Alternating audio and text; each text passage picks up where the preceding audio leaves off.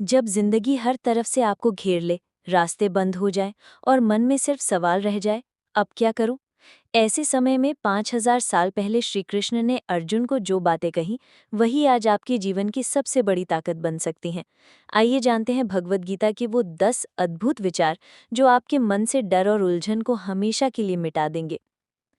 पहला, कर्मण्ये अधिकारस्ते मा फलेषु कदाचन, मा कर्मफल हेतुर्भूर्मा ते संगोस्त्व कर्मणि। तुम्हारा अधिकार केवल कर्म करने में है, फल पर कभी नहीं। फल को कारण मत बनो और अकर्म में आसक्त मत हो। पहला, कर्म करने का अधिकार। भगवान श्री कृष्ण कहते हैं मनुष्य के पास केवल अपने कर्म को करने का अधिकार है, लेकिन उसके परिणाम को तय करने की शक्ति नहीं। परिणाम कई कारणों से बनता है। आपका प्रयास, दूसरों का योगदान, समय और परिस्थिति, प्रकृति और ईश्वर की योजना। इसलिए यदि आप केवल परिणाम पर ध्यान देंगे तो निराशा होगी।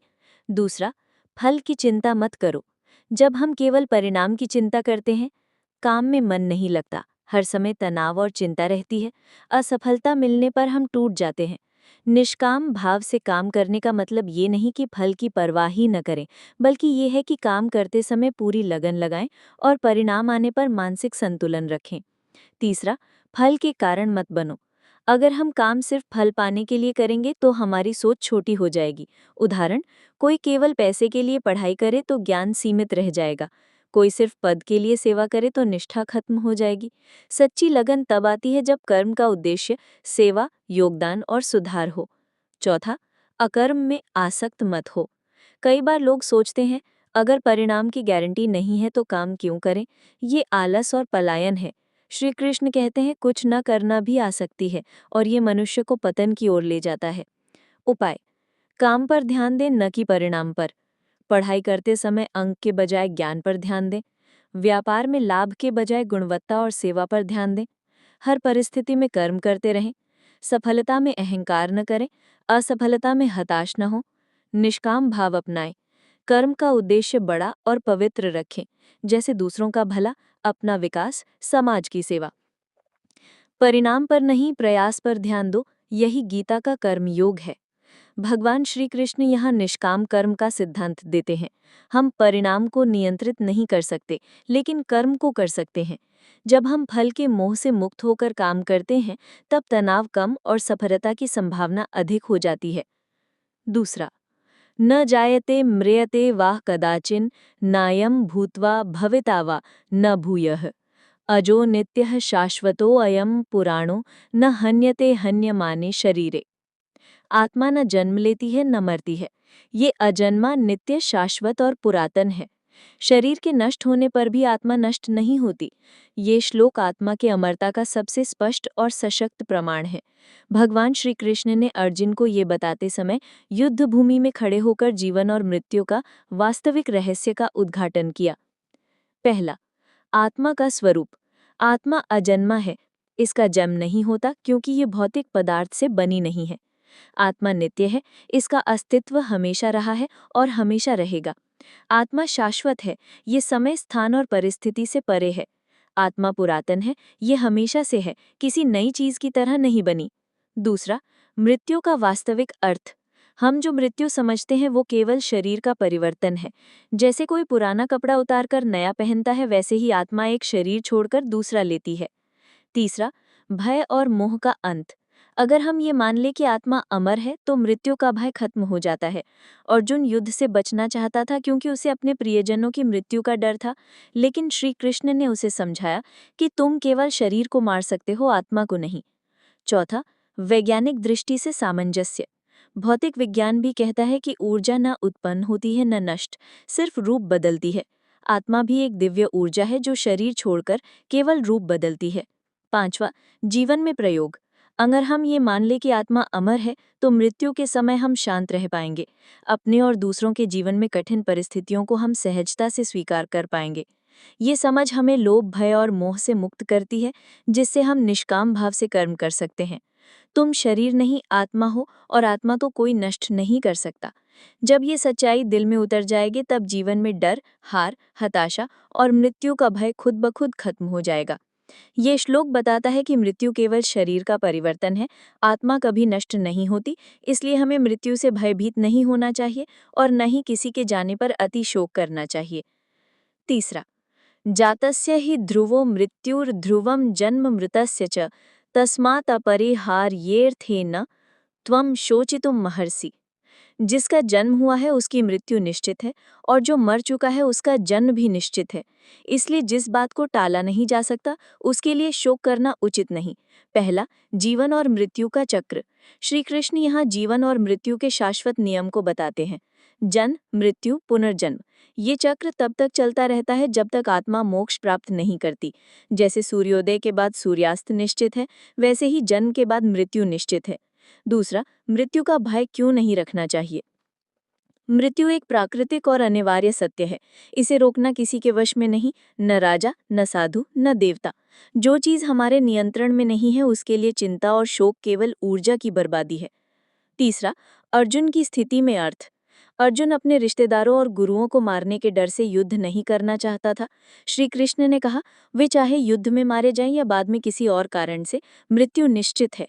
तुम्हारा काम धर्मानुसार कर्म करना है, न कि मृत्यु को रोकना। चौथा, ये नियम हमें क्या सिखाता है। जीवन में हानि और बिछुड़ना स्वाभाविक है, इसलिए शोक में डूबे रहना व्यर्थ है। मृत्यु अंत नहीं है बल्कि एक नए आरंभ का द्वार है, पुनर्जन्म या मोक्ष। इस सत्य को मान लेने से मन में स्थिरता और साहस आता है। पांचवा, शोक से बाहर निकलना। किसी प्रियजन के जाने पर ये याद रखें कि आत्मा अमर है, केवल शरीर बदला है।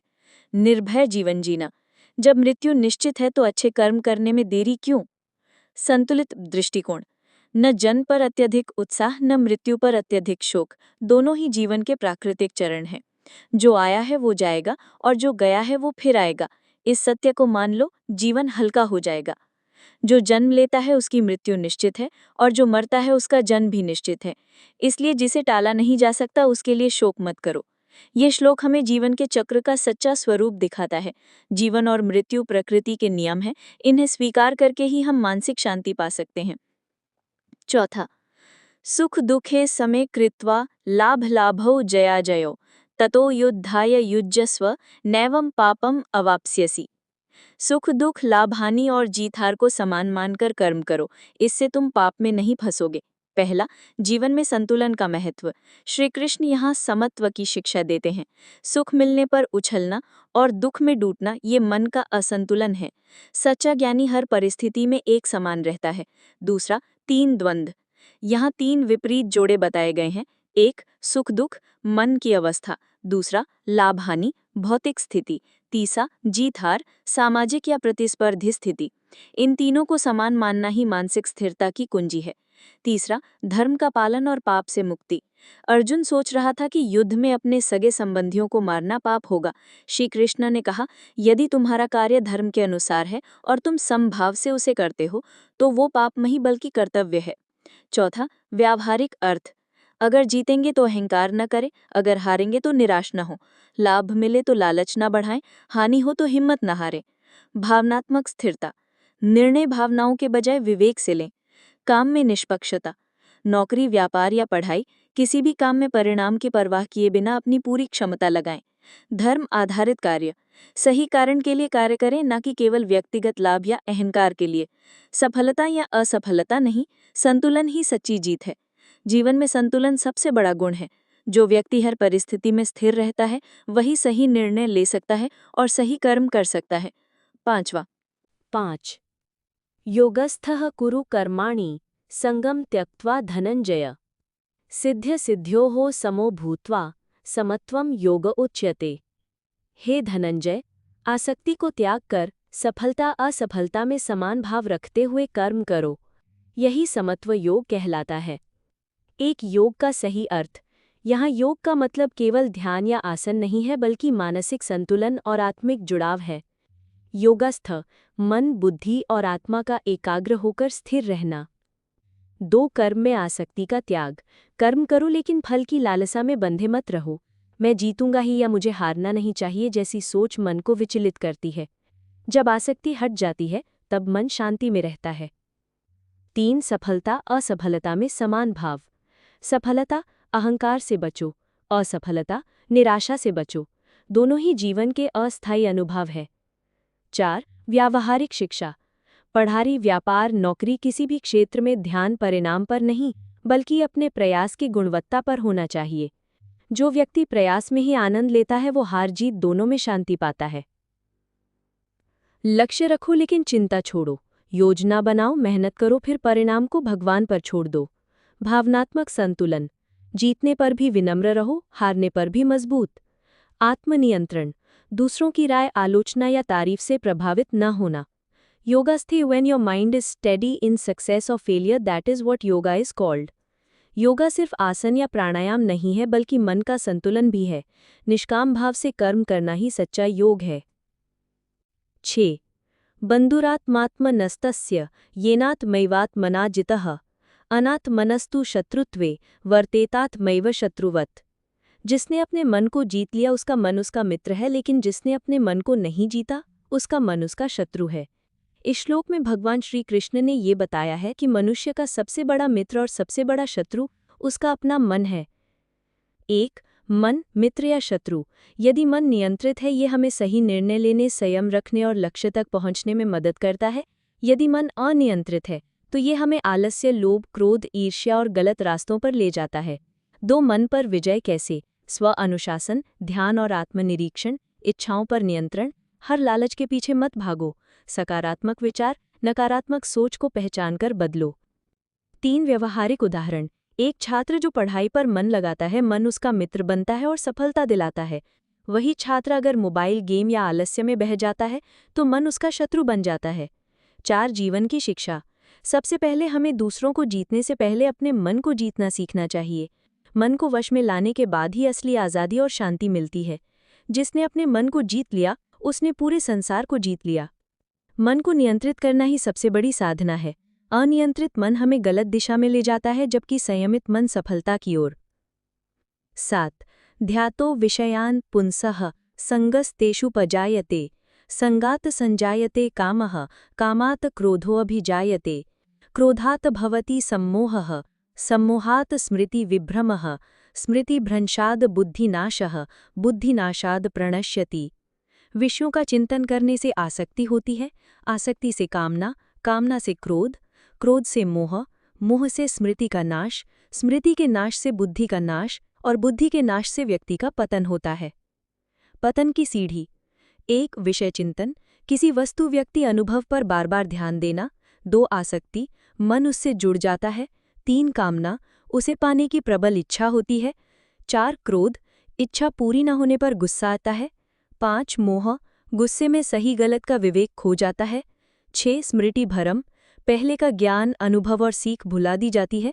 7. बुद्धिनाश, निर्णय शक्ति खत्म हो जाती है। 8. पतन, गलत कार्य, हानि और अंत में जीवन का नाश। उदाहरण। मान लीजिए किसी को जुआ खेलने की आदत लग गई। वो बार बार जीत की कल्पना करता है, विषय चिंतन। धीरे धीरे उसका मन उसमें बंध जाता है, आसक्ति। जीतने की तीव्र इच्छा होती है, कामना। हारने पर गुस्सा आता है, क्रोध। गुस्से में वो और ज्यादा पैसे लगाता है, मोह। पहले का नुकसान और सबक भूल जाता है, स्मृति भ्रम। सही निर्णय लेने की क्षमता खत्म हो जाती है, बुद्धिनाश। अंत में कंगाल हो जाता है, पतन। श्री कृष्ण का संदेश। मन का नियंत्रण ही जीवन का नियंत्रण है। विषय चिंतन से ही पतन की प्रक्रिया शुरू होती है, इसलिए शुरुआत में ही मन को साधो। ये मनोविज्ञान का सूत्र है। अपनी इच्छाओं को नियंत्रित रखना जरूरी है, वरना उनका परिणाम पतन में होता है। 8. यदा यदा हि धर्मस्य ग्लानि भवति भारत अभ्युत्थानमधर्मस्य तदात्मानं सृजाम्यहम् परित्राणाय साधूनां विनाशाय च दुष्कृताम् धर्म संस्थापनार्थाय संभवामि युगे युगे। जब जब धर्म की हानि और अधर्म का उत्थान होता है, हे भारत, तब तब मैं अवतरित होता हूँ। सज्जनों की रक्षा, दुष्टों का विनाश और धर्म की स्थापना के लिए मैं युग युग में आता हूँ। यहाँ भगवान श्री कृष्ण अर्जुन से ये कह रहे हैं कि वो केवल एक ऐतिहासिक व्यक्ति या योद्धा नहीं है, बल्कि वे परमात्मा है जो समय समय पर अवतार लेते हैं जब धरती पर संतुलन बिगड़ जाता है। धर्म की ग्लानि, जब सत्य, न्याय, करुणा, ईमानदारी और कर्तव्य पालन कम हो जाए। अधर्म का उत्थान, जब झूठ, अन्याय, अत्याचार, लोभ और हिंसा बढ़ जाए। अवतार का उद्देश्य संसार में संतुलन और धर्म की रक्षा करना। ये श्लोक केवल किसी पौराणिक घटना तक सीमित नहीं है। इसका संदेश ये है कि जब भी जीवन में या समाज में बुराई हावी हो जाए तो कोई न कोई शक्ति, व्यक्ति या विचार उठ खड़ा होता है जो स्थिति को बदल देता है। ये ईश्वर का ही रूप है। व्यक्तिगत स्तर पर जब मन में नकारात्मकता, आलस्य या बुरे विचार बढ़ने लगे तो अंदर का दिव्य बल सक्रिय करना चाहिए। सामाजिक स्तर पर समाज में अन्याय बढ़ने पर सजग होकर कार्य करना ही धर्म की रक्षा है। ये श्लोक हमें भगवान श्री कृष्ण के अवतार लेने के 3 मुख्य उद्देश्यों को बताता है: सज्जनों की रक्षा के लिए, दुष्टों के विनाश के लिए और धर्म की पुनः स्थापना के लिए मैं युग युग में आता हूँ। यहाँ भगवान 3 कार्यों को स्पष्ट करते हैं। साधु रक्षा, जो सच्चाई, प्रेम, दया और धर्म के मार्ग पर चलते हैं उनकी रक्षा करना। दुष्ट विनाश, जो अन्याय, अत्याचार, लोभ और हिंसा फैलाते हैं उन्हें रोकना या नष्ट करना। धर्म स्थापना, केवल बुराई का अंत ही नहीं बल्कि अच्छाई का विकास करना। ये श्लोक हमें सिखाता है कि ईश्वर की शक्ति सदैव उन लोगों के साथ है जो सत्य और न्याय के मार्ग पर हैं, और बुराई चाहे कितनी भी शक्तिशाली क्यों न लगे, आखिरकार पराजित होती ही है। ये श्लोक हमें आश्वासन देता है कि अन्याय कभी स्थायी नहीं होता, दिव्य शक्ति हमेशा संतुलन स्थापित करने आती है। 9. सर्वधर्मान् परित्यज्य माम एकम शरणं व्रज अहम त्वाम सर्व पापेभ्यो मोक्षयिष्यामि मा शुचः। सभी धर्मों को छोड़कर मेरी शरण में आओ, मैं तुम्हें सभी पापों से मुक्त कर दूंगा, चिंता मत करो। यहाँ सर्वधर्मान् परित्यज्य का अर्थ ये नहीं है कि आप अच्छाई, न्याय या नैतिकता छोड़ दें, बल्कि इसका अर्थ है सभी बाहरी बंधनों, दिखावटी नियमों और मन में बैठे ये करना चाहिए, ये नहीं करना चाहिए के उलझाव को छोड़कर पूर्ण विश्वास के साथ ईश्वर के अधीन हो जाना। बाहरी कर्म और धार्मिकता तभी फल देते हैं जब उनके पीछे पूर्ण समर्पण और प्रेम हो। ईश्वर की शरण में आने का मतलब है अपने अहंकार, डर और संदेह को छोड़कर भरोसा करना कि जो होगा वो मेरे लिए ईश्वर द्वारा तय किया गया सर्वोत्तम होगा। कठिन परिस्थितियों में जब निर्णय कठिन हो जाए तो केवल ईमानदारी से ईश्वर को अपना मार्गदर्शक मानें। अपने मन का बोझ, अपराध बोध और डर छोड़ दें। कर्म करते रहें लेकिन फल और नियंत्रण की लालसा त्याग दें। श्री कृष्ण का ये वचन एक आश्वासन है, तुम्हें अकेले नहीं लड़ना है, बस मुझ पर भरोसा करो, मैं तुम्हें संभाल लूंगा। पूर्ण विश्वास और भक्ति के साथ ईश्वर की शरण में जाने से जीवन का डर, भ्रम और तनाव समाप्त हो जाता है। 10. नैनं छिन्दन्ति शस्त्राणि नैनं दहति पावकः न चैनं क्लेदयन्ति आपो न शोषयति मारुतः। अच्छेद्यो अयम् अदाह्यो अयम् क्लेद्यो अशोष्य एव च नित्यः सर्वगतः स्थाणु अचलो यम सनातनः। यहाँ भगवान श्री कृष्ण आत्मा के गुण और उसकी अमरता को अर्जुन को समझा रहे हैं। आत्मा इतनी सूक्ष्म और दिव्य है कि हथियार इसे काट नहीं सकते, अग्नि इसे जला नहीं सकती, जल इसे गीला नहीं कर सकता, वायु इसे सुखा नहीं सकती। ये भौतिक तत्वों से परे है। आत्मा अच्छेद्य, जिसे काटा न जा सके, अदाह्य, जिसे जलाया न जा सके, अक्लेद्य, जिसे गीला न किया जा सके, और अशोष्य, जिसे सुखाया न जा सके। ये नित्य है, हमेशा रहने वाली, सर्वगत, सब में विद्यमान, स्थाणु, अडिग, अचल, हिलने डुलने से परे, और सनातन, सदैव रहने वाली है। 1. आत्मा की अमरता और अदृश्यता।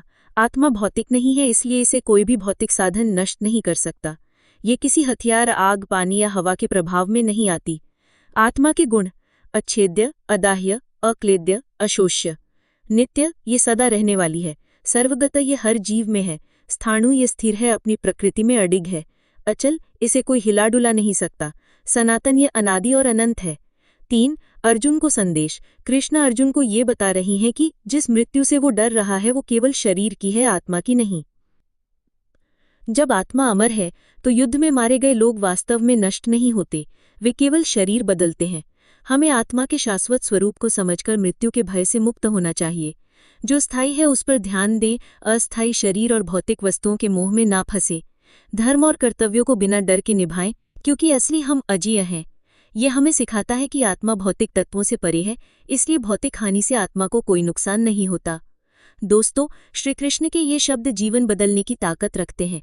अगर आपके दिल में भी आज कोई एक विचार गूंजा है तो इसे अपने तक मत रोकिए, इसे आगे बढ़ाइए ताकि किसी और का अंधेरा भी मिट सके।